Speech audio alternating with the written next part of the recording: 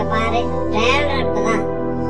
நீ கண்ட சோப்பு சாம்பெல்லாம் போட்டு குளிக்கிறீல, அதனாலதான் அப்படி இருக்கு. நான் சொல்றத கேளு. நல்ல சுடாத செங்கக்கல்லை எடுத்து குளிக்கும் போது கர கர கர கர கரன்னு தேய்ச்சி குளிச்சியாக்கா இந்த மாதிரி டேண்ட்ரஃப்லாம் வராது. அழகா ஆயிரும் என்னைய மாதிரி. சரியா? பட்டி வாய் கண்ண மூட்டா